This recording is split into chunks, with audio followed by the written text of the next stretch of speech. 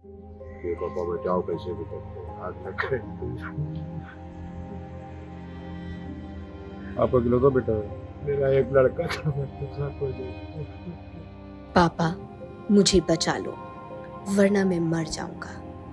ये वो आखिरी शब्द थे जो लखनऊ के भीषण अग्निकांड में फंसे मोहम्मद शहजान ने अपने पिता से फोन पर कहे थे। फोन की दूसरी तरफ अपने बेटे की कांपती हुई आवाज सुनकर पिता के पैरों तले जमीन खिसक गई। बेटा आग और धुएं के बीच जिंदगी की भीख मांग रहा था। पिता बेटे को बचाने के लिए मात्र 10 मिनट के अंदर स्पॉट पर पहुंच गए, लेकिन किस्मत को कुछ और ही मंजूर था। ये पापा बचाओ कैसे भी करके आग लग गए। आप अकेला तो बेटा है, मेरा एक लड़का था, मैं दूसरा कोई नहीं। लखनऊ के भीषण अग्निकांड ने बाराबंकी के एक परिवार का इकलौता सहारा छीन लिया। जिस बेटे के लिए माता पिता ने हजारों सपने संजोए, अब वो सिर्फ यादों में बाकी है। एक तरफ बेटे की आखिरी आवाज पिता के कानों में गूंज रही है, वहीं दूसरी तरफ जैसे ही शहजान का शव उसके घर पहुंचा तो चीख पुकार मच गई।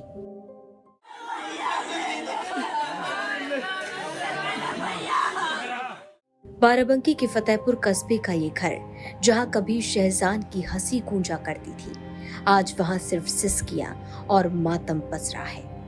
मोहम्मद शहजान, माता पिता की आंखों का तारा, उनके बुढ़ापे का सहारा और घर का इकलौता बेटा। खुद तकलीफें झेली, लेकिन बेटे की पढ़ाई में कभी कोई कमी नहीं आने दी। उन्हें उम्मीद थी कि एक दिन शहजान पढ़ लिख कर बड़ा आदमी बनेगा, परिवार का नाम रोशन करेगा। लेकिन एक आग ने सारे सपनों को जलाकर राख कर दिया।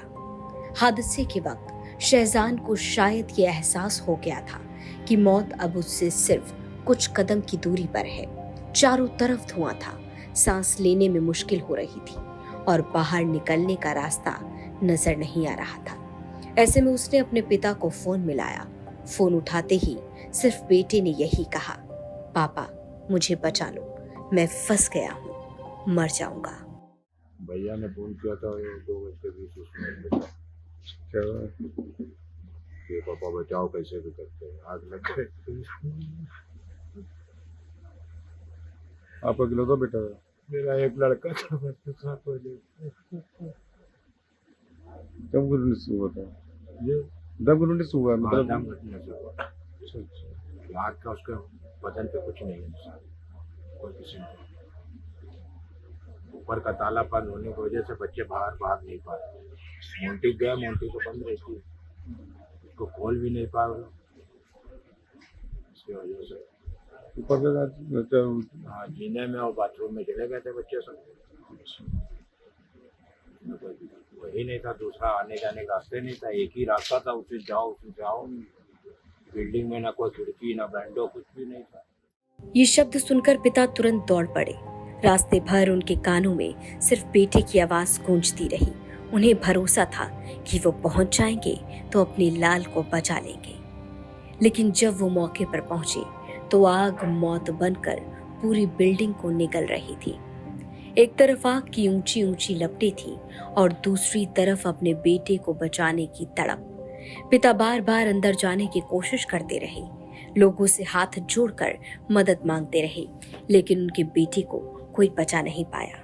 देर रात जब बेटे का शव घर पहुंचा तो पूरे मोहल्ले की आंखें भर आईं। फैजान के जनाजे में भारी भीड़ जुटी। माँ बेटे के चेहरे को देखकर बार बार बेहोश हो रही थी और पिता की आंखों से आंसू रुकने का नाम नहीं ले रहे थे। भैया ने फोन किया था 2 घंटे 20 मिनट में। क्या हुआ? ये पापा बचाओ कैसे भी करके आग लग गए। आप अकेला तो बेटा है, मेरा एक लड़का था, मैं दूसरा कोई नहीं। आपको बता दें कि लखनऊ के अलीगंज में हुए भीषण अग्निकांड की शुरुआती जांच में एसी डक्ट या शॉर्ट सर्किट कारण बताया जा रहा है। वहीं आरोप है कि बिल्डिंग में प्रॉपर फायर सेफ्टी इंतजाम और एंट्री एग्जिट पॉइंट नहीं थे, जिसके चलते 15 लोगों की दर्दनाक मौत हो गई। इस अग्निकांड के बाद सीएम योगी आदित्यनाथ के निर्देश के बाद सरकार ने 2 सदस्यीय एसआईटी टीम का गठन किया है। 4 लोगों को गिरफ्तार किया गया है और 4 अधिकारियों को निलंबित किया गया है। लगभग 7 दिनों में जांच रिपोर्ट मांगी गई है। मृतकों के परिजनों को 5-5 लाख रुपए और घायलों को 50,000 रुपए देने के आदेश दिए गए हैं। भैया ने फोन किया था 2:20 पे। क्या ये पापा बचाओ कैसे भी करते हैं, आग लग गई। आप अकेले तो बेटा? मेरा एक लड़का था, बच्चे साथ पहले। एक तरफ लखनऊ अग्निकांड की जांच लगातार जारी है, कार्रवाई जारी है, एक्शन लिया जा रहा है। वहीं दूसरी तरफ पीड़ित परिवार मुख्यमंत्री योगी आदित्यनाथ से, प्रशासन से इंसाफ मांग रहे हैं, न्याय मांग रहे हैं। बाराबंकी से कैमरामैन हयात अंसारी के साथ सैयद रिहान मुस्तफा की रिपोर्ट, यूपी तक। जब आप टिकट बांटने की बात करते हैं तो ज्यादा वक्त नहीं गुजरा, आप बोलते थे कि पूरे सहारनपुर की 7 की 7 सीटें मैं दूंगा, मैं बांटूंगा और 7 की 7 सीटें मैं कांग्रेस पार्टी को के लिए लड़ाऊंगा। क्या अभी भी उसी स्टैंड पर है? कांग्रेस? हाँ। मैं तो अपना इस्तेमाल ही नहीं करता हूं, मैं कांग्रेस इस्तेमाल करता हूं।